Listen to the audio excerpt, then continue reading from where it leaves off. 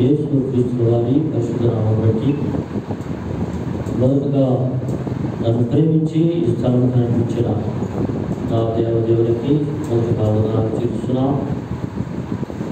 అదే రీతిగా నేను చేరినదే తరువాయి లేక వచ్చినదే తరువాయి దైవ సేవకుడు నన్ను ప్రేమించి ఈ స్థలమందు చక్కని స్థలాన్ని ఇచ్చి ఈ స్థలంలో ఈ రీతిగా మాట్లాడుతూ వచ్చిన స్థలం బట్టి వారికి ప్రత్యేక వందనాలు తెలియపరుస్తున్నాం.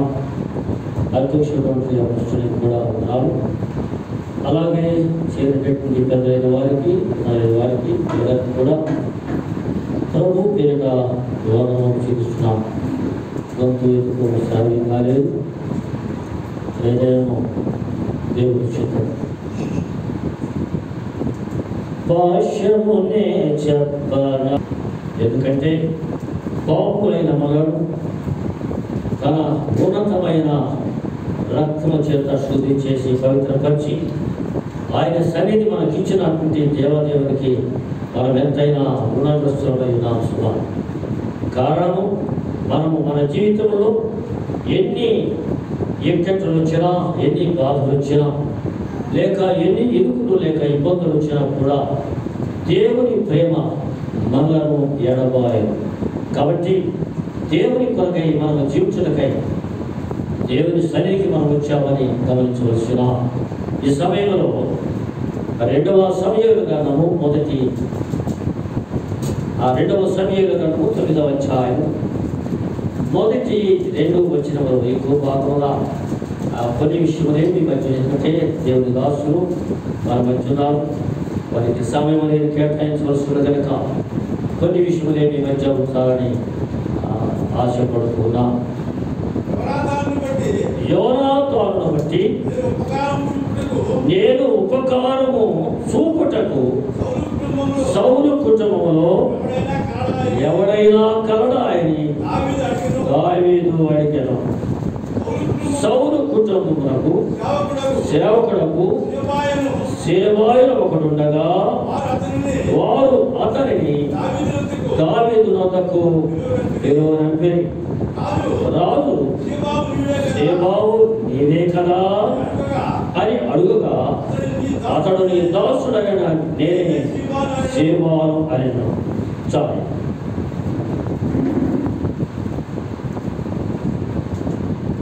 ఈ వాక్యమందు ఒక విషయము మన మధ్య గోచరించబడుతూ ఉంది. ఏమిటి అంటే, దావీదు తన సింహాసన అభిష్టమును కోరిన వాడైనప్పుడు, లేక సింహాసనమును అధిష్ఠించిన వాడైనప్పుడు, మరి తను చేయవలసిన పనిని తన నెరవేర్చుటకు తన తలంపును నిర్ధారించుకున్న వ్యక్తిగా తను పుడుతున్నాడు. ఈ విషయంలో అనేక సంగతులు అనేక సార్లు ఈ వాక్యాన్ని అనేక మంది సేవకుల ద్వారా, లేక తద్వారా మీ సేవకుల ద్వారా, లేక మన దైవజనుల ద్వారా కూడా మీకు అందించిన మాటల బట్టి కూడా అనేక సార్లు వినుంటాం. అయితే దేవుని లేఖనమందు దావీదు తన శత్రువులను బయట వారిని అతడు హతమార్చాలి, లేక తరిమివేయాలి, లేక ప్రాంతమును విడిచిపెట్టడానికై అతను చేయవలసిన పని. అయితే దావీదు ఎలాంటి వాడిగా అక్కడ ఉన్నాడు అంటే, తన శత్రువులు ఎవరైనా సరే అతడు మేలు జరిగించుటకై సిద్ధపడిన వాడిగా కనపడుతున్నాడు. ప్రియమైన దేవుని బిడ్డలారా, మన జీవితంలో కూడా అనేక సార్లు మన శత్రువులను మనము ప్రేమించబోతున్నాము కాకపోతున్నాం. కారణం ఏమిటంటే, క్రీస్తు ఎరిగిన వారమైనప్పుడు కూడా, లేక దేవుడిని ఎరిగిన వారమైనప్పుడు కూడా, దేవుని రక్షణ పొందిన వారమైనప్పుడు కూడా, దేవుని యందు విశ్వాసం ఉంచిన వారైనప్పటికీ కూడా మనము మన శత్రువులను ప్రేమించబోతున్నాము కాలేకపోతున్నాం. కారణం ఏమిటంటే, మనం మనుషుల మాత్రమేనా, లేక మనం ఎలాంటి వారమని ఆలోచిస్తున్నాం. సామెతల గ్రంథము త్వరగా తీసినట్లయితే 3వ అధ్యాయం 22లో చెప్తున్నాడు, మీరు వేరు చేతనైతే మీరు మేలు చేయవలసి ఉన్నారు అంటాడు. ఒకవేళ ఈ విషయాన్ని దావీదు మనసులో ఉన్నదేమో మనకు అర్థం కావాలి. దావీదు తన మనోగతమందు తన జీవితంలో ఏమంటున్నాడో చదవండి దయచేసి. మేలు చేయటం నీ చేతనైనప్పుడు దానిని పొందదగిన వారికి చేయకుండా వెనుక తీయకము. హల్లెలూయా. మన జీవితంలో ఏదైనాను ఒక విషయమును గమనించినప్పుడు, లేక తన శత్రువు అనబడి సౌలు కుటుంబంలో ఉన్న వారిని చూసినప్పుడు కూడా అతడు తన జీవితం ముందు మేలు చేయట చేతైనప్పుడు దాన్ని చేయుటకు అతడు దానిని నిర్ణయించిన వాడుగా, నిబద్ధత కలిగిన వాడుగా ఉంటున్నాడు. ప్రియమైన దేవుని బిడ్డలారా, అట్టి జీవితం కలిగి ఉండడానికి దావీదులో కొన్ని లక్ష్యాలు ఉన్నాయి. దావీదు తన జీవితం ముందు ఒక మాట అంటాడు. తన జీవితం ముందు అంటాడు, దేవా నీ సన్నిధిలో నా కుటుంబం హెచ్చించబడుటకు నేను ఏ పాటి వాడినయ్యా. ప్రియమైన దేవుని బిడ్డలారా, దావీదు రాజు అయినప్పటికీ కూడాను, లేక దావీదు దేవుని ప్రియమైన బిడ్డగా అయినప్పుడు కూడాను తన జీవితంలో ఒక నిర్దేశమైన కార్యం ఉంది. అదేమిటంటే తను తానుగా ఎల్లవేళలా తగ్గించుకునే అనుభవం కలిగిన వాడు. ఈ సమయంలో మన జీవితాన్ని ఆలోచిద్దాం. మనము దేవుని బిడ్డలుగా ఉంటూ కూడా దేవునిలో మనం జీవించుతున్నాం కాబట్టి మన జీవితంలో తగ్గింపు స్వభావం ఉన్నదా ఆలోచిస్తున్నామా? మనము ఎలాంటి వారమై ఉన్నాం? ఇక్కడ అంటున్నాడు దావీదు తను తానుగా తగ్గించుకోవచ్చు. ఆయన ఏం చేస్తున్నారంటే 9వ అధ్యాయం మొదట్లో యోనాతాను బట్టి ఉపకారము చేయుటకు ఎవరైనా ఉన్నారా విచారిస్తున్నాడు, లేక విచారణ పొందుతున్నాడు. ప్రియారా, మన జీవితంలో మనం కూడా ఎలా ఉండాలి? అంటే యోనాతాను గురించి అంత ప్రత్యేకత ఏమిటి? 2వ సమూయేలు గ్రంథం 20వ అధ్యాయం 17వ వచనం తన ప్రాణ స్నేహితుల కొరకై ఒక నిబంధన చేసుకున్నట్టుగా రాయబడుతుంది. ప్రియమైన దేవుని బిడ్డలారా, యోనాతాను బట్టి తనకిచ్చినటువంటి వాగ్దానం బట్టి, తనకిచ్చినటువంటి మాటను బట్టి, తనకేసిన నిర్దేశించిన దాన్ని బట్టి అతడు తన కార్యమును నెరవేర్చడానికి సంసిద్ధత కలిగినట్లుగా ఈ లేఖనంలో చూస్తాం. ఏమంటున్నాడు? మేలు చేయాలంటే, ఉపకారం చేయాలంటే, లేక అతనికి కావలసిన ప్రతి కార్యమును నెరవేర్చాలంటే, ఒకవేళ ఎవరైనా శేషించుంటే అతడు కావలసినదని కోరుకున్నాడు. మనం కూడా ఎలా ఉండాలి? మన జీవితంలో ఎలా ఉండాలి? మన అనుభవంలో ఎలా ఉండాలి? మనకు అనుభవంలో మన జీవితాన్ని ఎలా ఉండాలి? యేసు ప్రభువారు కూడా అదే మాటను రాశాడు. మత్తయి రాసిన సువార్త 5వ అధ్యాయం 44-46 వచనం చూస్తే మనం కూడా ఏం చెప్తున్నారంటే శత్రువులు మనం ప్రేమించాలని యేసయ్య చెప్పాడు. మనం ఏం చూస్తున్నాం? ప్రియ దేవుని బిడ్డలారా, ఈనాటి సమాజము లేక ఈనాటి లోకరీతిగా మనం చూస్తే ఇంతక్రితమే ఒక ప్రకటన చేశాం. ఈ ప్రకటన మనము విన్నాం. ఏమిటి ఈ ప్రకటన అంటే దేవుని వాక్యమును అందించడానికి, దేవుని వాక్యమును ప్రబోధించడానికి, దేవుని వాక్యమును బహిరంగంగా చాటడానికి మరి ప్రభుత్వం వారు ఇష్టపడట్లేస్తున్నారు. ఇప్పుడు మరి ముఖ్యంగా చాలా పెంచుగా అయిపోతుంది. కారణం ఏంటి? ఎందుకని అలాగైపోతుంది అంటే ఏమీ లేదు, మనమైతే ప్రేమించగలుగుతున్నాము కానీ ఎదుట వారు వల్ల ప్రేమించే గుణం లేదు. అయితే ఆ ప్రేమ గుణం వారికి లేనప్పుడు కూడా మనం ఎలా ఉండాలి? మనం కూడా ప్రేమించబద్దులమై ఉండాలి. ఈ ప్రేమ కలిగినట్టు అనుభవం కలిగి ఉండడానికే అక్కడ మత్తయి రాసిన సువార్త 5వ అధ్యాయంలో అంటాడు, మీ శత్రువులను చెప్పునదేమనగా మీరు ఏమైనా అక్కడ చక్కర హెడ్డింగ్ రాసుకోవాలి. మనం ఎవరమంట? పరలోకమున్నటువంటి దేవునికి కుమారులము లేక కుమార్తెలమై ఉన్నాం. ఈ విషయాల్లో మనం నిజంగా దేవుని కుమారులమేనా లేక దేవుని కుమార్తెలమేనా అంటే ఏమో. మన హృదయమును పరిశోధించగల దేవుడు ఉన్నాడు. ఆయనతో మనం ఎలా జీవించాలంటే ఆయన మనను ప్రేమిస్తున్నాడు. మలాకి గ్రంథం అంటాడు అదే మాట. 1వ అధ్యాయం 2వ వచనంలో మీరు నేను ప్రేమిస్తున్నారని ప్రశ్న వేస్తాడు. నేనే మిమ్మల్ని ప్రేమిస్తున్నాను కానీ మీరు నన్ను ప్రేమించలేదు. ఎంత విచారకరము! క్రైస్తవ సంఘమైన మనము, క్రైస్తవ జీవితంలో ఉన్న మనము, లేక విశ్వాస జీవితంలో ఉన్న మనము, ఆత్మీయ జీవితంలో ఉన్నాము, లేక విమోచించబడిన మనం ఎలా ఉండాలి? ఇప్పుడు దేవునికి అనగా పరలోకము నుండి ప్రభు వారికి లేక క్రీస్తునాథునికి లేక దేవాది దేవునికి మనము కుమారులము కుమార్తెలుగా ఉండాలి. ఎలా ఉండగలుగుతాము? అక్కడ రాశాడు. ఇప్పుడు చదవమా.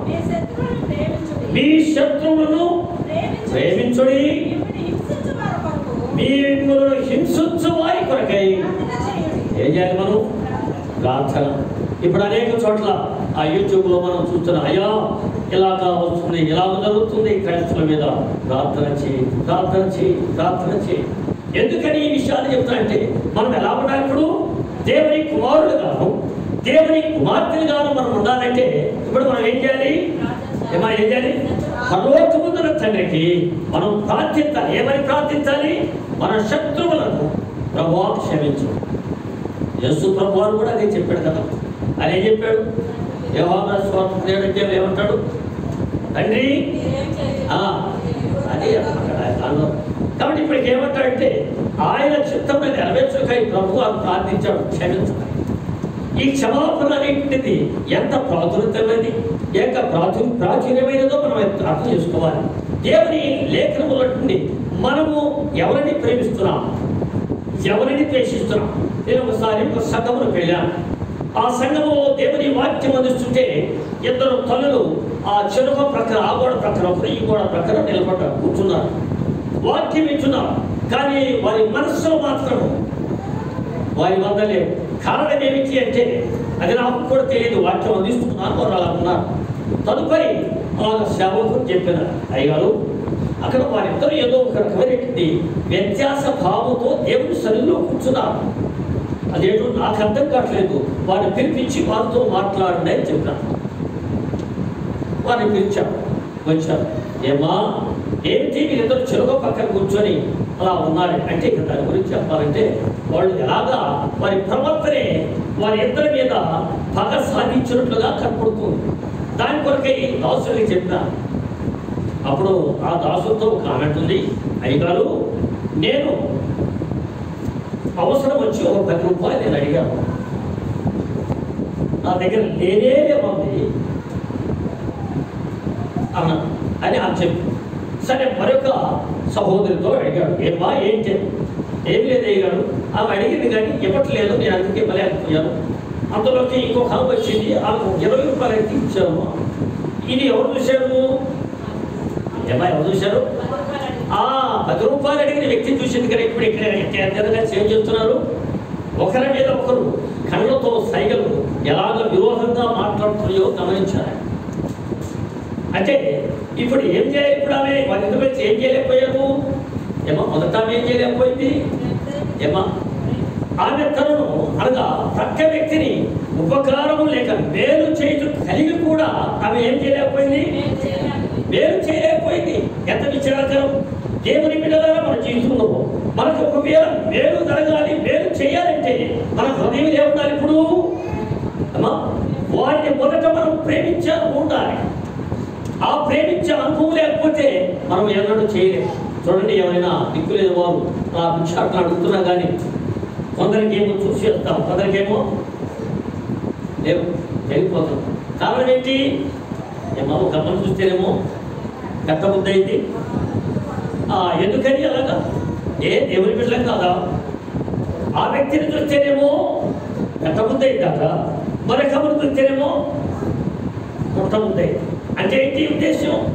వారికి ఏంటి ఏముంది? ఇప్పుడు వారి హృదయము కాఠిన్యత కలిగినది. కాఠిన్యమైన హృదయం ద్వారా ఎదుట వారిని ప్రేమించేటట్టు లేదు. ఈ ప్రేమించే అనుభవం కావాలి. యేసు ప్రభువు ఎంతగా ఆయన ద్వేషించను, శిక్షించను కూడా ఆయన మాత్రం ఏమంటున్నాడు? వారిని క్షమించు తండ్రితో చెప్తున్నాడు. మనకి ఎలాంటి క్షమాపణ కలిగినట్టు అనుభవం కావాలి.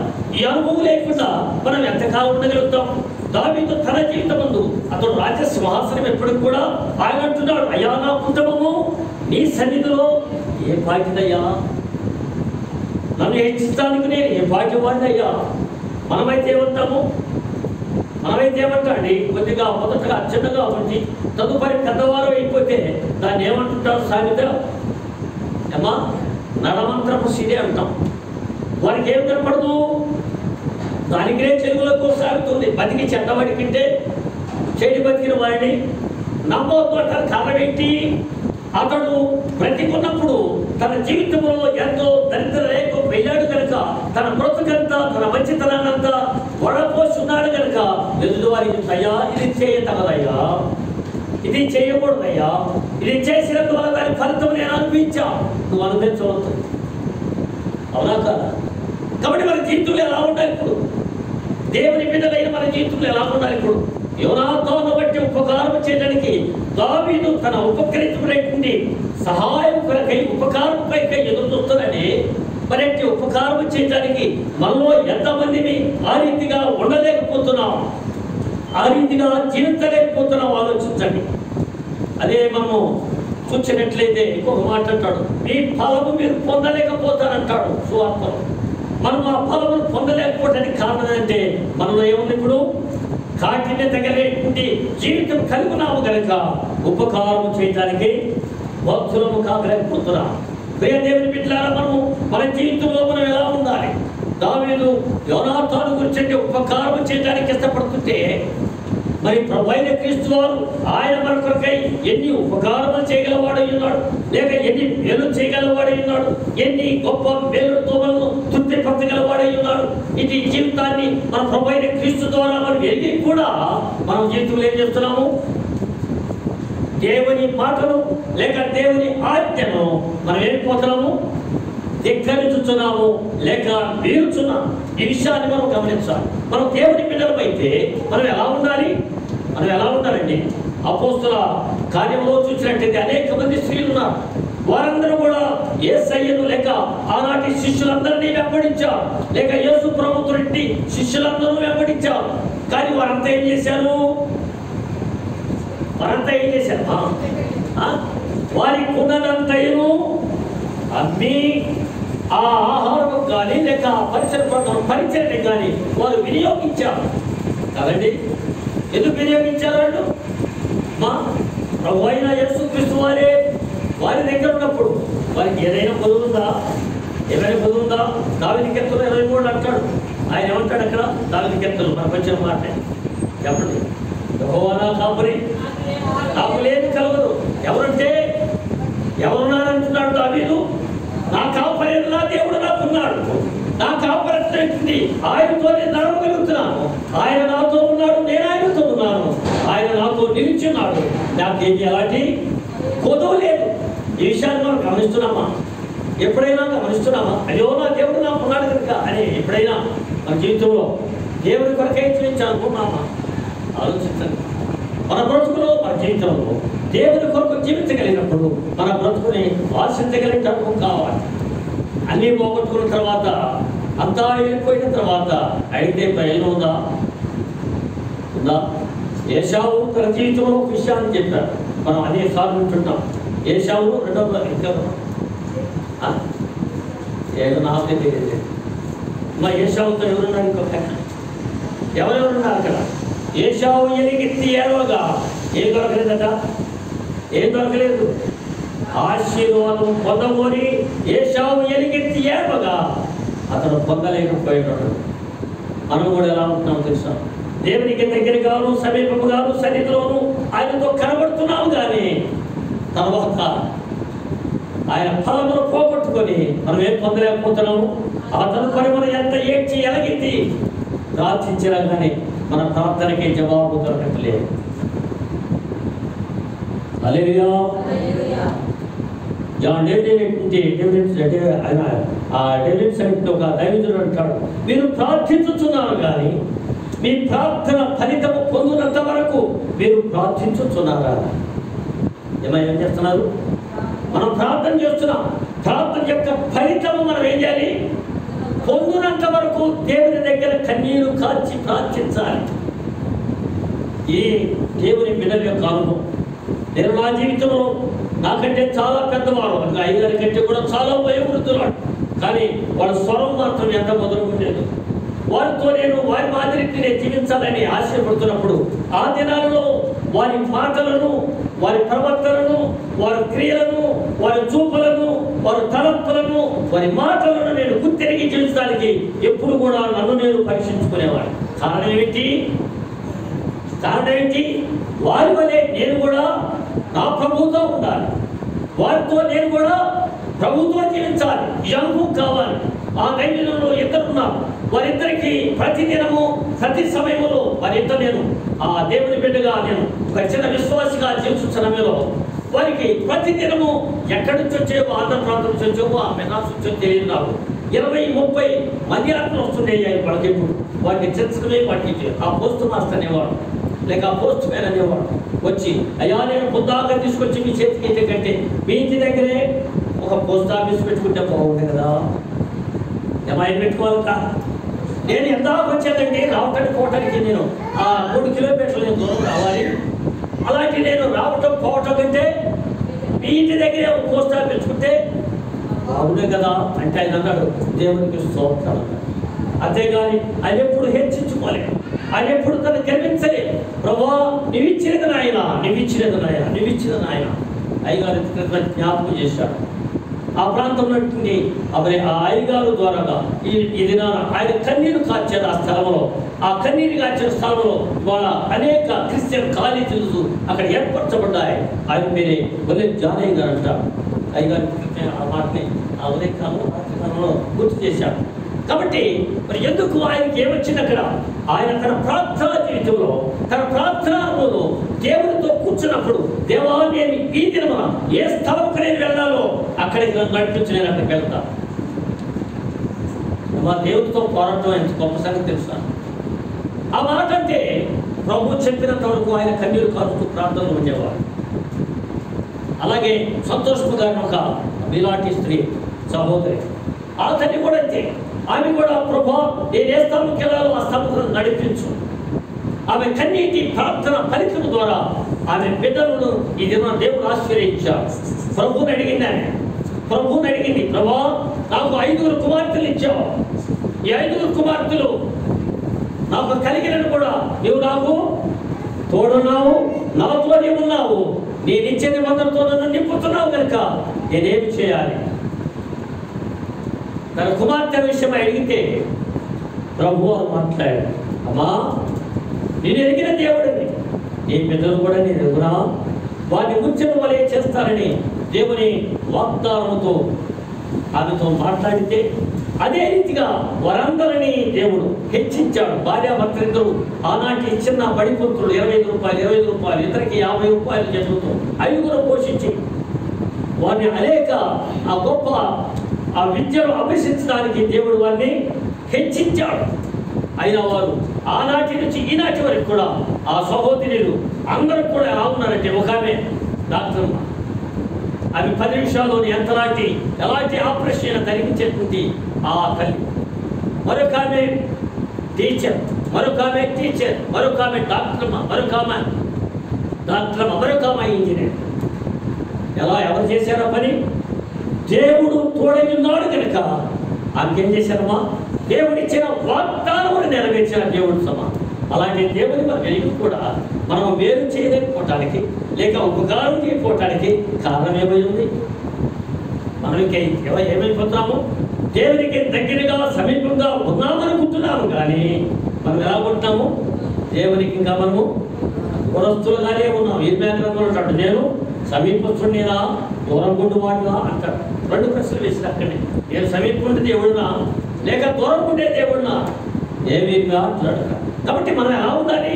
మనకి సమీపస్తుడైన వాడు లేక మన దేవుడై ఉన్నవాడు, మనకు నిత్యుడైన దేవుడు, ఆయన మనతో ఉండగా, మనలో ఉండగా, మన దగ్గర ఉండగా మనం ఎలా ఉండాలి? ఇప్పుడు దేవునికి ప్రీతి పాత్రమైన జీవితముగా ఉండాలి, లేక ప్రీతి పాత్రమైన పాత్రలుగా మనం మార్చబడాలి.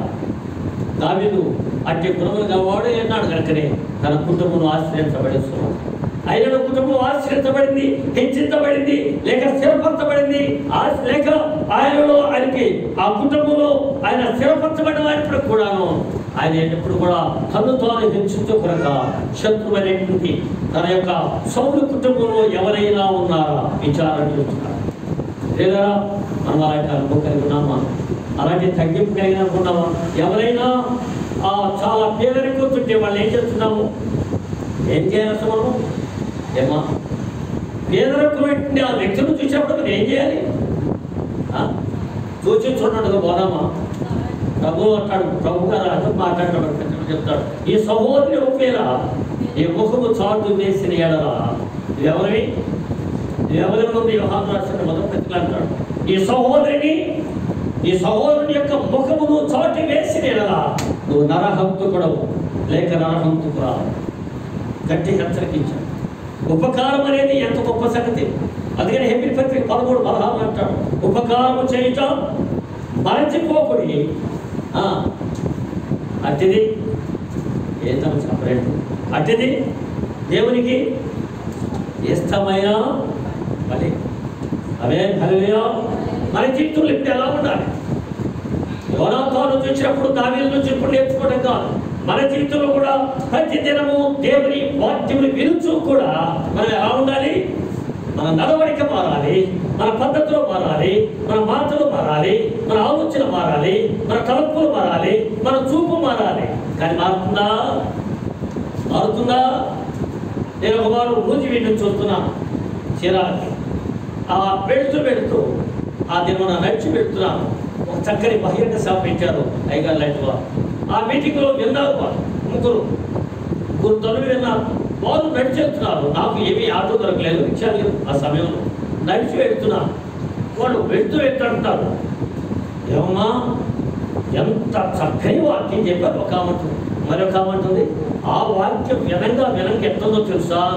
మరొక ఆ యంత్రం కాదు, నా గుండెలు పగట సొరకాయ కోసినట్టు కోసిన. ఏమై కోసిందంట? వాక్యం ఎట్ట కోసిందంట? సొరకాయ కత్తి పెట్టి కోసి ఎంతుందో అలాగే ఉంది. ఈ మాట అంటే అంత వాళ్ళు మాట చక్కగా మాట్లాడుకుంటారు. దేవుని వాక్యం కాబట్టి, దేవుని స్వార్థ విధానం కాబట్టి, దేవుని మాటల్లో వారు మననం చేసుకుంటా వెళ్తున్నారు కాబట్టి వారి జీవితంలో బాగానే ఉంది. కానీ కొద్దిసేపటికి ఒక 6 బస్తాలు బియ్యం వేసుకొని ఒక రిక్షా వాడు వెళ్తున్నాడు. ఆ రిక్షా వాడు బెల్లు కొడుతున్నాడు, అమ్మా రిక్షా అమ్మా రిక్షా అమ్మా రిక్షా అని. ఆ రిక్షా వాడుతుంటే ఇప్పుడు నాకు ఏం మాట్లాడుతున్నారు వాళ్ళు? ఏం మాట్లాడుతున్నారు? చక్కగా దేవుని మాటలో ఎంత తీదనం ఉంది. అది సొరకాయ వలె, ఖడ్గం వలె కోసి పడేసి కన్నా. కానీ ఆ రిక్షా వాడు అలాగా అమ్మా రిక్షా 2 గంటలకు కొయ్యి కనపడుతుంది. ఆ కొయ్యి చూసి అతను కేకలు వేస్తున్నాడు. ఒక ఆయన ఉంది, నీ కళ్ళు కనపడలేదా? అప్పుడు నాకేం మాట్లాడుతుంది? ఏం మాట్లాడుతుంది? అప్పటి వరకు దేవుని మాటలే, చాలా ప్రశస్తమైన మాటలు, పవిత్రమైన మాటలు, పరిశుద్ధమైన మాటలు తన నోట వినపడుతుంది. కానీ ఇప్పుడు ఏం వినపడుతుంది? ఏమా అతని గురించి ఏమంటుంది? ఏం కనపడలేదట. వాళ్ళే పక్కకు అంటే పర్వాలా, కానీ ఏమంటుంది? ఎంత విచిత్రమైన క్రైస్తవ బిడ్డవయ్యింది, దేవుని మాట విని, దేవుని పరిశుద్ధం కలిగి, దేవుని పవిత్రమైన నామమును ఎరిగిన దాని అయ్యింది కూడా నీ జీవితం ఏం కనపట్లేదు. ఈ మాట ఎదుట వారిని ఏం చేస్తుంది? బాధ హింసిస్తుంది. అతను అంటున్నాడు, అమ్మా ఆ గోతిలో పడితే నా లింగిరిగిపోతే దానికి ఈ పాటికి నాకు సరిపోదమ్మా, అందుకని నేను కేకేశానంటే ఏదైతే కొత్తగా దోమ వెళ్ళకూడదు అంటే అప్పుడు కూడా తను తగ్గింపు స్వభావం కనపట్ల. వారు ఒక త్రోవకి వెళ్ళబోయేటప్పుడు నేను ఒక త్రోవకి వెళ్ళబోయే సమయంకి వచ్చేటప్పటికి వారు వింటూ వెళ్తున్నాడు కాబట్టి అన్నాను, అమ్మలారా మీకు వందనాలు అన్నాడు. వెనక దిగి చూసి అయ్యా వందనాలు అన్నాడు. అయ్యేటప్పటికి ఒక మాట ఈయనెవరు అంటారు. ఒక ఆమంటుంది 5 రోజులు తెలుసు మంత్రులు గారు అబ్బాయి అంటే మా నాన్నగారు మాస్టర్ గారు. అంటే ఏంటి? ఈ మాట అన్న తర్వాత నేను చెప్పానమ్మా, నేను మంత్రులు గారు అబ్బాయిని మంచిదే, కానీ ఇంతవరకు దేవుని వాక్యము దైవశాపులు చెప్పిన మాట ఎంత చక్కగా చెప్పుకుంటూ వర్ణించుకుంటున్నారు కదా. చివరికి మీ జీవితంలో మీరేం మర్చిపోయారు? మీ మాదిరిని, మీ మాటలని ఏం చేస్తున్నారు? దేవునికి వ్యతిరేకంగా చేసి ఇప్పుడు ఏం చేశారు మీరు? దేవుని ఆశీర్వాదం పొందవలసిన నీ జీవితంలో ఏమనుకుంటున్నావు? ఏమవుతున్నావు? పాపం పోతున్నావు. జాగ్రత్త అంటే అయ్యో అన్నారు అయ్యా ఎప్పుడు అనేది అంటే ఎవరైనా చెప్పిన తర్వాత ఈ హృదయంలో దేవుని వాక్యం ఉన్నప్పుడు, దేవునితో నువ్వు జీవించే అనుభూతి ఉన్నప్పుడు నీకు ఎవరు చెప్పాలి? మనుషులు చెప్తేనా మనం మారుమనసు పొందేది? దేవుడు చెప్తేనా? దేవుని ఆత్మ ప్రేరణ ద్వారా దేవుని దాసులు మీకు అందించుతున్న ప్రతి మాట మీ హృదయంలో ఎలా ఉండాలి? భద్రపరుచుకోవాలి. ఆ అనుభవంలో ఉండాలి. అందుకనే దేవుని వాక్యం ముందు మనం చూసినట్టయితే దేవునితో సహవాసం చేసే అనుభవం రావాలంటే మనం ఎలా ఉండాలి? మొదటిది ప్రేమించాలి. రెండవది ఉపకారము చేయటం మర్చిపోకూడదు. ఏం మర్చిపోకూడదు? ఉపకారము చేయటం మర్చిపోకూడదు. నీకు మేలు చేయదలుచుంటే నువ్వు చెయ్యాలి. నా భార్య తన జీవితంలో నేర్చుకున్న పాఠం అదే. మాకున్నా లేకపోయినా మా జీవితంలో ఎవరైనా వచ్చి అడిగితే మాకు లేకపోయినా వాటిని ఇచ్చి పంపించేది. నేను రోజన్నాను ఆమె గురించి అడిగి, ఏమా మన ఇంట ఉన్నాయా అని అడిగాడు. ఆమె అంది, లేకపోయినా పర్వాలేదు, మన దేవుడు మనకిస్తాడు. ఏమా ఏ నమ్మకం అది? ఎలాంటి నమ్మకం అది? ఏమా నా భార్యను గొప్పదిగా. ఎందుకంటున్నానంటే మనకి లేకపోయినను, మనకి ఉన్నను లేకపోయినా ఏం చేయాలి? మనము ఎదుట వారిని ప్రేమించుతూ తనకి ఉపకారం చేయ బుద్ధి కలిగిన వారమై ఉండాలి. ఈ అనుభవం మనలో ఉందా? ఈ జీవితం మనలో ఉందా? క్రైస్తవులు అని పేరు చెప్పుకుంటున్నాం అంతే. పాట ఉంటుంది, క్రైస్తవ పేరు కలిగి క్రమ గుడికి వెళుచుడి, కులములతోనూ మతములతోనూ ఆచారం అలవాటైనా అని పాటలో ఉంది. ఆ పాట గండమేనయ్యా మీకు గండమేన పాట. ఒక పద్మ తల్లి వరిము గారు రాసిన పాట. వీళ్ళ మన జీవితంలో ఎలా ఉండాలి? మనం ఏం నేర్చుకుంటున్నాము? క్రైస్తవులుగా ఉన్నాము, దేవుని బిడ్డలు అంటున్నాం, బాప్తిసం పొందాం, రొట్టె విరుస్తున్నాం, అన్నీ ఉన్నాయి. కానీ ఏమి లేదు మనలో? మన హృదయంలో దేవుని కూర్చున్నట్టు చింత లేదు. దేవుడు మనకేది చెప్పాడో, దేవుడు మనల్ని ఏది చేయమన్నాడో, దేనికి మనల్ని ఆయన రూపించాడో, దేనికి ఆయన మనం సృష్టించాడో, దేవుడు ఎందుకు మనల్ని నూతన క్రియ చేశాడో దాని అనుభవం మనం పొందినటువంటి క్రైస్తవ జీవితమై ఉండాలి. ఇది ఉందా మనకి? నేనేం చాలా మంచివాడు అనుకోదు మీరు. నేను ప్రభువుని ఎరగినప్పుడు నా జీవితంలో క్రిస్మస్ వచ్చింది. క్రిస్మస్ పందిరిలు వేశారు. తాటాకుని ఇప్పుడులాగా టెంట్లు లేవు. పందిరి వేస్తే ఆ పందిరిని పాపం వాక్యం చెప్పడానికి ఒక అతను చిన్న వ్యాపారం చేసుకుంటూ ఆ క్రిస్మస్ జరిపిస్తే ఆగి పెట్టుకున్నాను. నేనేం చేశానంటే ఇలాంటి యూత్ తీసుకున్నాను. ఒక 10 మంది యూత్ తీసుకున్న అబ్బాయి, మీరు ఏమి చేయుతురా, ఈ పండగ లేదు గండక లేదు, ఏమవుతున్న అబ్బాయి, అది పీకేస్తే మీకు కడవ కలుగు తెచ్చిస్తాను, మీరు తాగి తనాలు ఒకటి ఈ పండుగ నేను గుర్తించను కదండి. ఏమా గుర్తించండి. అది తెలియనప్పుడు చేసిన పని. ఈనాడు నేను చిన్న పైన అయినా పెద్ద పైన దేవుని కొరకు చేయడానికి నేను ఇష్టపడతాను. నా వయసు పెరిగిస్తున్నా కానీ నా జీవితంలో నేను తగ్గింపుగానే జీవితాలని ఆశపడతాను. ఎందుకంటే నన్ను పిలిచిన నా దేవుడు, నన్ను ఎరిగిన నా దేవుడు, నన్ను ప్రేమించిన నా దేవుడు, నా ఉపకారం చేసే నా దేవుని నేను ఆయన పనిని చేయటకై నేను ఎంత దూరమైన ప్రయాణం చేస్తాను. ఎందుకు తెలుసా? ఆయన పనిలో ఉన్నటువంటి నేను చెప్పాలి, ఆ సంతోషం లేక ఆ ఆనందం ఎక్కడ దొరకస్తుంది? ఎక్కడ దొరికిందా? ఆలోచించండి. దేవుని బిడ్డలారా, మన జీవితం యోనాతాను బట్టి దావీదు ఉపకారం చేయడం ఇష్టపడ్డాడే. మరి దేవుడు కూడా నిన్ను ఇష్టపడలేదా? దేవుడు కూడా నిన్ను ఆయన తన కౌగిలో చేర్చుకోవాలని ఇష్టపడలేదా? ప్రభువైన క్రీస్తు వారు నీ కొరకై నా కొరకై మరణించాలని ఎరిగి కూడా మన జీవితం ఎందుకని ఇంకా దేవుని తెలుసుకోలేకపోతున్నాం? ఎందుకని దేవుని కొరకై లోతైన అనుభవంలోకి వెళ్తున్నాం? సేవకుల గురించి నేను చూస్తే కొంత ఆలోచిస్తుంటే మరి వారికి ఉన్న జ్ఞానం నాకు లేదనుకుంటా. కారణం ఏంటంటే వారికి ఉన్న అనుభవాన్ని నేను తలచడానికి కొన్ని ఆ పైన బుక్స్ చూసినప్పుడు అనుకుంటున్నాను. కాబట్టి మన జీవితంలో ఎలా ఉండాలి? మనం ఎన్ని నేర్చుకున్నా ఎంత చేసినా ఒదిగొని సమానం అంటారు. ఏమంటారు? మనలో ఒదిగేటే స్వభావం కావాలి. ఈ ఒదిగే స్వభావం దావీదులో కనపడదు. అలాగే ఆ ఒదిగే స్వభావాన్ని మనకి మాదిరిగా నేర్పించండి మన యేసయ్య దగ్గర కనపడదు. ఈ మధ్యాహ్నకాలం ప్రియమైనటువంటి దేవుని బిడ్డలారా, మనం ఎలా ఉన్నాం? మనం దర్శించిన మన దేవుడు, మనం పిలిచినట్టు మన దేవుడు, మనం ఏర్పరచుకున్న మన దేవుడు, ఆయనతో మనం జీవించాలంటే మనం ఎలాంటి వారు ఉండాలి? దేవునితో మనం అనుభవం కలిగి ఉన్నామా? ఆ జీవితం పొందుతున్నామా? మన అబ్రహాం గురించి మనం ఆది కాలం 18 చూస్తే ఉంటుంది. ఆ ముగ్గురు దర్శించిన తర్వాత ఏం చెప్తున్నాడు? వారందరినీ సాగనప్పటికై వెళుతున్నప్పుడు వారితో మాట్లాడాడు. సుధమ గుమ్మర విషయమై వారితో మాట్లాడింది చూడండి. ఆయన ఎంత పరిచయం చేసినప్పుడు కూడా తన్ను తాను తగ్గించుకుంటూ అక్కడ కొన్ని సంభాషణలు ఉన్నాయి. నీతిమంతులు ఇన్న రొట్టె సుధమ పట్టాన్ని కాచకుంటువా ప్రభావాన్ని అడిగాడు. పిల్లరా, ఎంత ప్రతిభాడుతున్నారు. అబ్రాహాము గురించి ఏమంటాడు?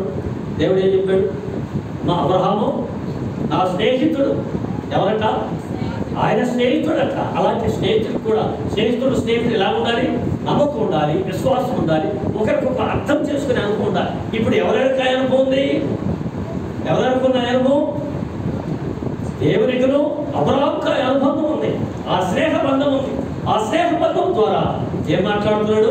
తను తెగించి మాట్లాడుతున్నాను కనుక తెగించి మాట్లాడుతున్నాడు. ఎంత గొప్ప సంగతి అండి! నువ్వు దేవుడితో అలాగా తెగింపుగా మాట్లాడగలవా? మనం ప్రార్థన చేస్తున్నాం. తెగింపు మనలో ఉందా? తెగించే అనుభవం మనకుందా? ప్రభా, ఇది నేను చెయ్యాలి, ఇది నేను పొందాలి, ఇది నేను వెళ్ళాలి. ఈ మాటలు మనం ఎప్పడగలుగుతాం? ఎలా అంటే అనుభవం మనకుందా? ఆలోచించండి. మనం దేవుని బిడ్డలమైనట్టే మన జీవితంలో ఎలా ఉండాలి? మనకి మత్తయి రాసిన సువార్తలో కూడా చక్కని మాట్లాడారు.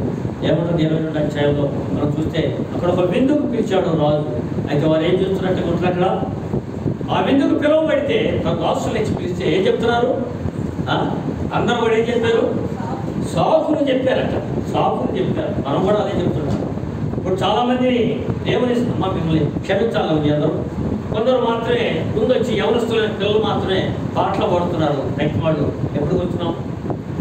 ఏమా ప్రక్రమ కూడా పిలిచింది ఇంకోసారి. రాత్రి మిగిలింది త్వరగా అంటే తర్వాత వస్తాము. ఏమా ఏమంటాం? వస్తాలే అని కాదు, తర్వాత వస్తాం. ఈ త్వరని పనులు తీసేసి ఏమవుతుందండి? తరువని మాట తరువాత తరుని పనులు తీసేసి ఉంటుంది. ఏమంటారా సహోదరు? ఏమంటారా? తరువాత అనే పదం తరువు తీసేసి ఏమన్నాయా? వాత. ఇప్పుడు ఏముందట? మనకి ఏమి ఎత్తున్నాడు? సాతానుడిని నా ఎత్త పెట్టి దేవుని సన్నిధికి రాకుండా వాత వేయబడు. ఈ వాత వేయబడి మనస్సాక్షి గలవారుగా మనం ఎంత ఆలోచిద్దాం. ప్రభు రాకడ సమీపిస్తుంది. జరుగుతున్న సూచనలు మనం చూస్తున్నాం. కానీ మన బ్రతుకుల్లో మాత్రము, మన జీవితంలో మాత్రము, మన భక్తిలో మాత్రము, మన విశ్వాసంలో మాత్రము, మన పవిత్రత మాత్రము ఎక్కడ మనము సంధి పట్ల దేవుడితో ఈ సంధి పడే అనుభవం లేక దేవుడితో ఉండే అనుభవం మనం పొందగలుగుతున్నామా? దేవుని బిడ్డలారా, అటు జీవితం పొందడానికే ఇక్కడ యోనాతాను గురించి దావీదు తన లక్ష్యం ఉంచారు. మన జీవితంలో ఎలా ఉండాలి? యోనాథ్ కంటే మనం కూడా గొప్పవారి కాదా? మనకి ఎందుకైతే నిర్ణయించాం? మనం ఎవరమంట? దేవుని కుమారులను, దేవుని కుమార్తెలు ఉన్నాం. పేరు మాత్రం పిలిపించుకుంటున్నాం, కానీ మన జీవితాల్లో మాత్రము మార్పు పుట్టలేదు. ఎంతకాలం ఉండాలి? ఎంతకాలం ఉండాలండి? సంఘానికి 4 స్తంభాలు గట్టి ఉండాలి. ఈ 4 స్తంభాలు గట్టివైతే ప్రతి వాళ్ళందరికీ కూడా ఆ స్థలము, ఆ యొక్క సంఘము, ఆ గది గట్టిగా పునాది. అమ్మాయి ఉండాలి. ఇప్పుడు ఏమై ఉండాలి? గట్టిగా స్థిరముగా ఉండాలి. అందుకని కొలసిన అంటాడు 3వ అధ్యాయం, మీరు స్థిరులుగా ఉండాలి. అలాగే క్రీస్తులో మీరు వేరుపారుపై ఉండాలి. వేరుపారు అంటే వేరు పారేయాలనుకుంటావాలి. ఒక చిన్న చెట్టు వేసినప్పుడు ఆ చెట్టుకి ఏముండాలి? చిన్న వేరే. కానీ ఎదిగే కొద్ది ఏముండాలి? అది భూమిలో నాటుకున్నందు వల్ల ఎలాంటి తుఫాలు వచ్చినా, ఎలాంటి కష్టం వచ్చినా, ఎలాంటి శోధన వచ్చినా, ఎలాంటి బాధ వచ్చినా, ఎలాంటి హింస వచ్చినా, ఎలాంటి ఇరుకులు వచ్చినా, ఇబ్బందులు వచ్చినా అన్నిటిని తాలుకునేది ఏం చేస్తుంది? చక్కగా నిలబడింది. అనేకులకు అది ఆశ్రయమైన సుమా. నీవు కూడా, నేను కూడా అంతే. ఆ చెట్లు లాంటి మనమే. దేవుని లేఖనాలు చాలా ఉన్నాయి. యేసుక్రీస్తు ప్రభువు కూడా చెట్ల గురించి మానవులకి వాటికి పోల్చాడు కొన్ని విషయాలు. మనం కూడా ఎలా ఉండాలి? ఇప్పుడు ఆ చెట్లు ఏ రీతిగా అనేకులకి ఆశ్రయమనదో మనం కూడా ఎలా ఉండాలి? ఇప్పుడు ఎలా ఉండాలి? వేరుదండి క్రీస్తులో చక్కగా అనేకులకు ఆశ్రయం ఉండాలి. నీవు నేను ఆ రీతిగా ఉండగలుగుతున్నామా? అతి అనుభవంతో మనం ఉంటున్నామా? ప్రియ దేవుని బిడ్డలారా, రేపొద్దున మనకు జరగబోయేటువంటి విందు ఉంది. ఆ విందులో పాల్గొనాలంటే మనం ఎలాంటి వారమై ఉండాలి? నిత్య జీవితం పొందవలసిన్నాం. నువ్వు దేవుని ప్రేమించున్నావు కానీ నీ ప్రేమ ఎలా ఉంది? నువ్వు దేవునితో ఉంటున్నావు కానీ నీ ఉపకారం ఎలా ఉంది? నువ్వు దేవునితో ఉన్నావు కానీ నీ విశ్వాసం అనే జీవితం ఎలా ఉంది? ఈ అనుభవం నీకుందా? ఈ అనుభవం లేకపోతే వ్యక్తం కదా. ఇప్పుడు అడుగుతున్నాడు ఇక్కడ, ఆ యోనాతాను బట్టి చూస్తున్నాడయ్యా, మరి ఎవరైనా ఉన్నారని సేవతుంటే సేవ చెబుతున్నాడయ్యా, అలాగే ఎంత ఉన్నాడు కథను. అతని పేరు క్వశ్చన్ ప్రయత్నించాడు. అతను ఎలాంటి వాడిగా ఉన్నాడు అక్కడ బైబిల్లో? అమ్మా, అతను కుట్టివాడు. అతను ఎందుకు కుట్టివాడయ్యాడు? తన దాయాది ఎత్తుకొని వెళుతున్నప్పుడు పడిపోయినందువల్ల అతడు కృత్యవాడే. అంటే ఇప్పుడు అతను ఏంటిది? బాహ్య శరీరం అయిపోయింది. బాహ్య శరీరం అందు అతడు అలాంటి వాడు. ఇప్పుడు అవయవులు కదిలించబడలేని వాడు. ఇది దేనికి పోల్చాడు తెలుసా? మనం కూడా మన మనుషులుగా లేక సంఘంలో ఉన్నాం. ఈ సంఘం అంటే అవయవులు అయితే మనము కూడా ఎలా ఉండాలి? ఇప్పుడు ఆ అవిటి బ్రతుకు కలిగిన వాడు, అవయవులు సరిగా లేనివాడు ఏ స్థితిలో ఉన్నాడో మనం కూడా ప్రతిలో ఎలా ఉంటున్నాము అదే స్థితి. అలాగే నేను అట్లేదు అందరికీ వందనాలు చూపిస్తున్నాను. ఎందుకని అంటే ఆ క్రీస్తులో అవయవం అయినప్పుడు మనం ఎలా ఉండాలి? అన్నిటికీ ఒకదానికి బట్టి అంట కట్టబడితే అది ఎలా ఉంటుంది? బలమైనది, పునాది కలిగింది, స్థిరమైనది అవుతుంది, కదలించబడదు. ఇప్పుడు మనం కూడా ఎలా ఉండాలి? ఎలా ఉండాలి? క్రీస్తులో బలమైన రీతిగానే ఉండాలి. ఏది మన బలం? మన బలం తాగుతుందా?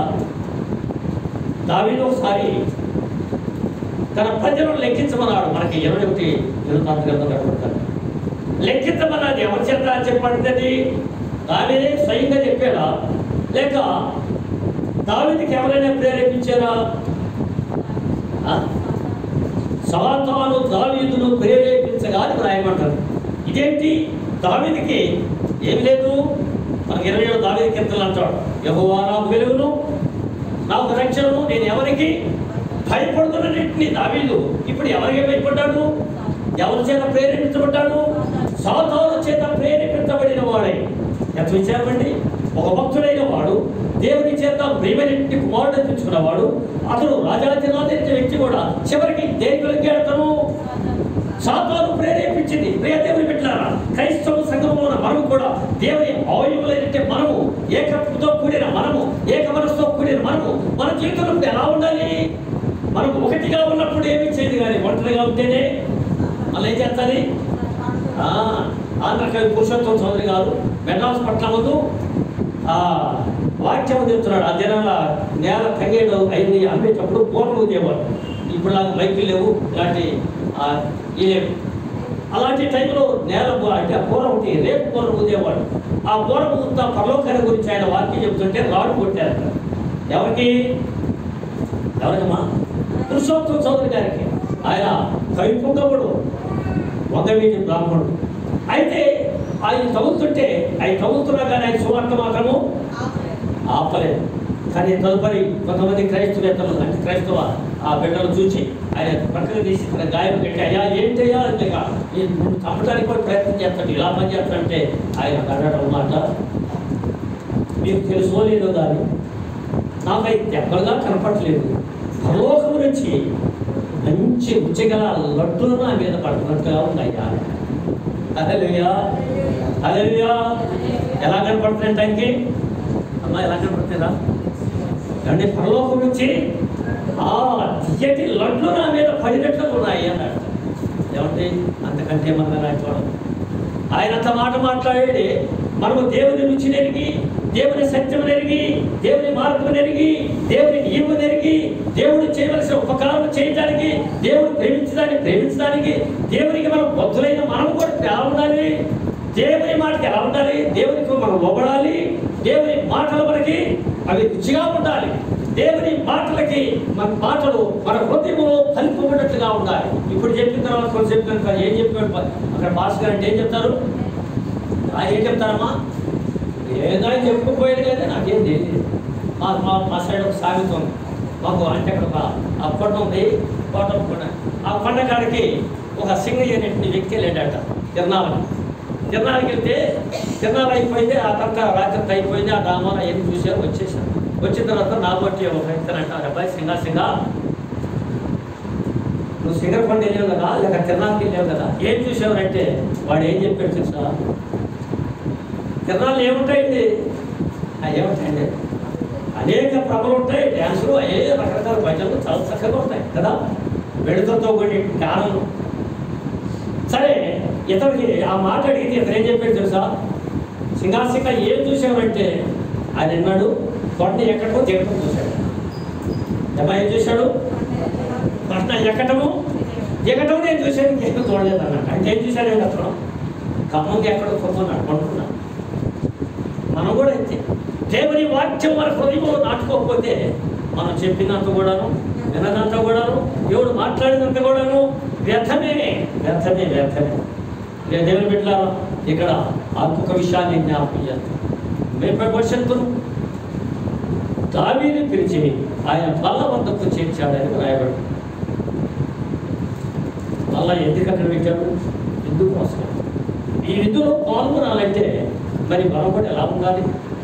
ఆనాడు దావీదు ఆ యొక్క మెఫీబోషెతుకు పనులనిచ్చి, ఆహారం ఇచ్చి, విశ్రాంతినిచ్చి, కావలసిన ఆస్తి పాస్తులు ఇచ్చాడు. కానీ మన యేసయ్య మనకిచ్చిన ఆస్తి ఏందో తెలుసా? ఏమిచ్చాడు మనకి? ఏమంటే ఈ లోకముందు రక్షణ ఇచ్చాడు, ఈ లోకముందు సమాధానం ఇచ్చాడు, ఈ లోకముందు నిరీక్షణ ఇచ్చాడు, ఈ లోకముందు విశ్వాసం ఇచ్చాడు, ఈ లోకముందు ఆయనతో కలిసి జీవించడానికి మనకేమిచ్చాడమ్మా? ఆయన పాత్రలుగా మనల్ని నిలవబెట్టాడు. హల్లెలూయా. ఈ సమయం మన జీవితంలో అలా ఉన్నామా? మేము ప్రభు త్వరగా రాబోతున్నాడు అంటున్నారు. ఆయన వచ్చినప్పుడు మనం ఎలా ఉండాలి? ఎలా ఉండాలి? మనం సిద్ధమంతులో ఉన్నామా లేక మరొకరికి ఉన్నామో తెలియదు. లోక స్థితిలో చాలామంది, అనేక మంది జీవితాలలో దేవుని దగ్గర పరిచయం చేస్తారు, దేవుని కొరకే జీవించామని అనుకుంటారు. కానీ వారి జీవితంలో నిర్మానుషమైన అనుభవం. నేను కుమారు సంఘంలో 3 దినాల వేడుకలు ఉన్నప్పుడు 3వ దినాన ఒక సహోదరి ఇలాంటి బిడ్డ, ఒక యవనస్తురాలి బిడ్డ కాకుండా ఆ మ్యారేజ్ అయిన అమ్మాయి, ఆ బిడ్డ పరిచయం చేసింది సేవకులకి, అక్కడ వారికి, ఆ బట్టలు ఇచ్చిన అన్నింటికి చెప్పడానికి కానీ, ఆహారం వండి పెట్టడానికి కానీ అందరితో కలిసి ఆమె చాలా పరిచయం చేసింది. ఆయనకి చివరికి ఆమె వచ్చి ప్రార్థన చేస్తుంటే, ప్రార్థన చేస్తుంటే ఆమెలో ఉన్నటువంటి ఒక అభిప్రాయం ఉంటుంది. ఎందుకు నన్ను బలవంతంగా వెళ్ళమంటున్నారు? ఎవరున్నారు? ఆయన చుట్టం ఆమె ఎవరున్నారమ్మా? దేవుని పరిచయం చేస్తుంది, దేవుని వాక్యం అందిస్తుంది, దేవుని కొరకై మంచి పరిచయాలు జీవిస్తుంది. కానీ చివరికి ఆమె ప్రార్థన చేయడానికి ప్రార్థన చేస్తుంటే ఆమె చుట్టం అంటుంది, నన్ను ఎందుకు పంపిస్తారు? ఎవరు బట్టి చెప్తున్నాను. సరే వెళ్ళిపోయేస్తున్నామనంటే నన్ను ఒక్కలే పంపంటాడు, ఇంకొకళ్ళు ఉంటాడు. ఎంతమంది దాచుకున్నాము చుట్టాలని? ఎంతమంది దాచుకుందండి? ఎంతమంది ఉండాలి? వాడు మగవాడు, వాడు అంటున్నాడు మళ్ళా మాసం వచ్చాడికి, యేసు నీ గాయపడి అర్థంతో నన్ను ముట్టయ్యా. వాడి పేరు యేసు నిజంగా. కానీ పెట్టుకుంటున్నాడు, ఎందుకున్నామంటే మేమందరం కలిసి ఉన్నామేమని తీసుకెళ్తాను. ఎంత విచారం! భక్తి కలిగిన జీవితంలో ఉన్న వ్యక్తి, పరిచయం చేయగలిగిన వ్యక్తి, చక్కగా వాక్యం అందించగల వ్యక్తి, తగిన సేవకురాలు కలిగిన అక్కడ సేవ జరిగించే వ్యక్తి, పరిచయం చేసే వ్యక్తి, అట్టి వ్యక్తిని ఎవరున్నారు? అభిప్రాయంతో కూడిన వ్యక్తిగా జీవించేది. ఈ మధ్యాహ్న సమయంలో మిమ్మల్ని అదే కోరుతున్నాను. మన జీవితంలో ఎలా ఉండాలి? ఇప్పుడు మనం అభిప్రాయంతో కూడిన జీవితంతో కూడిన అనుభవంతో ఉంటే నువ్వు ఎంతకాలం జీవించిన నువ్వు దేవుని బిడ్డని కాదు, దేవుని రాజ్యములకు నువ్వు వారసురాలు కావు. ఈ విషయాన్ని మనం గమనించాలి. దేవుని వారసులు ఉండాలంటే మనం ఎలా ఉండాలి? ఇప్పుడు ఎలా ఉండాలి? పెళ్లి కుమార్తె వలె అలంకరించబడిన అనుభవం కావాలి. దాని గురించి మరి సంతపడి దేవుని కొరకే మనం జీవించాలంటే వధు సంఘాలు స్థిరపరచబడాలి. అనేక సంఘాలు ఉన్నాయి, అనేక మంది ఉన్నారు. భక్సింగ్ గారు ఒక రోజు ఆయన పరలోకానికి ఆత్మ వెళ్ళిపోయిందంటే పైకి. ఆయన గురించిన మాట ఏంటంటే ఆ ద్వారబంధం దగ్గర, పరలోక పట్టణం దగ్గర నిలబెట్టారంట, ఆయన కూర్చోబెట్టారంట. కూర్చేసి వస్తూ పోతూ ఉన్నారంట అనేక మంది. దేవదూతలు వస్తుందంటే బయటకు వస్తున్నారు, వెళ్ళేటప్పుడు పరిశుద్ధులు తీసుకెళ్తున్నారు. అయితే అందరూ చూస్తున్నాడు. తర్వాత భక్సింగ్ గారు లేక దేవదూత, అయ్యా మా సంఘంలో ఒక్కళ్ళు పరలోకం వచ్చినట్టు తెచ్చుకోవడం లేదు అన్నాడు. మేము చూడట అంటే వాళ్ళు పాప నేను అలా గుర్తులేదు, కానీ వాళ్ళు ఆశించి మాట. కాబట్టి ఆ మాట అంటే వారు అన్నారంట, ఏ డైనామినేషను ఎవరు కూడా దేవుని రాజ్యంలోకి రావాలంటే వాళ్ళు ఏముండాలి? బుడతా కలంకము లేని వధువు సంఘము వలె ఉండగలిగిన వారు మాత్రమే పరలోక రాజ్యానికి వెళ్తారు. కానీ లేకుంటే ఎవరు కూడా ఆ రాజ్యంలోకి వచ్చి ఆగలేదు. ఈ మాట అంటే మనకు ఎలా ఉండాలండి? ఈ మాట అంటే మనకు ఎలా ఉండాలి? అయ్యో ఇంతకాలం నా జీవితంలో భక్తి కలిగిన జీవితంలో ఉన్నానే, ఇంతకాలం పవిత్రమైన జీవితంతో ఉన్నానే, ఇక నేను దేవుడి సన్నిధికి వెళ్ళలేకపోతే నేను ఎందుకు అంత దౌర్భాగ్యస్థితిని ఏమైనా తప్పుస్తున్నాను? దేవుని బిడ్డలారా, దేవుని బల దగ్గర చేరిన ఈ జీవితాన్ని మనం పొందాలంటే మనలో ఏమన్నా ఇప్పుడు ముడతుండకూడదు, కళకు ఉండకూడదు.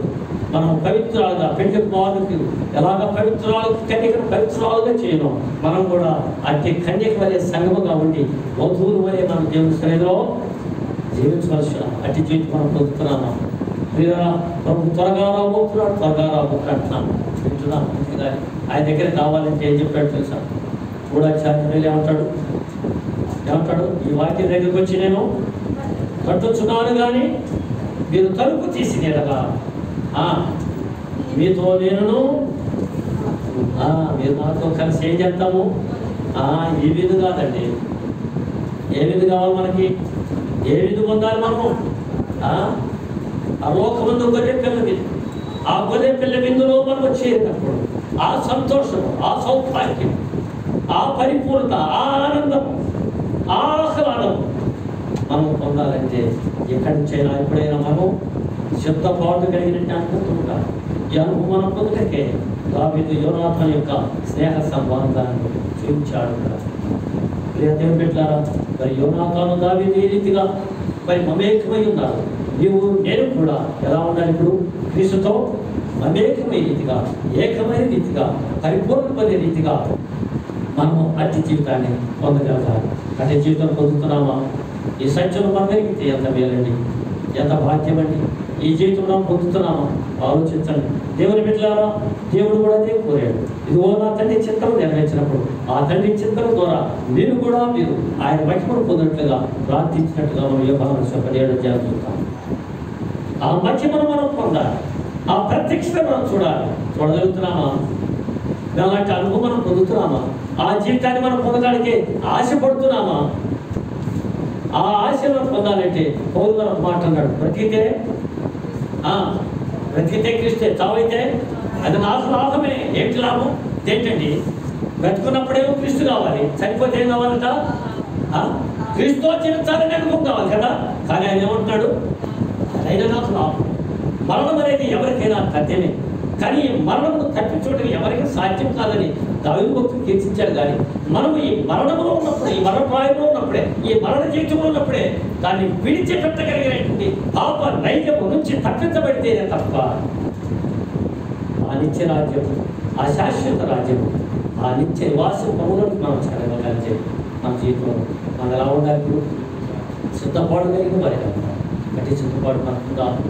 దేవుని బిడ్డలారా, అట్టి అనుభవం మనం పొందగలిగితే దేవుడు మనం ఇచ్చాడు. ఆయన స్నేహంతో ఆయన స్నేహ సంబంధంతో ఏకమై మమేకమైనట్టుగా మనం జీవించగలిగితే నిజమైన దేవుని బిడ్డలము, దేవుని కుమారుడు లేక కుమార్తెలు అట్టి కృప దేవుడు మీకును కాదు. మరి మనందరికీ దయచేయడం కాదు.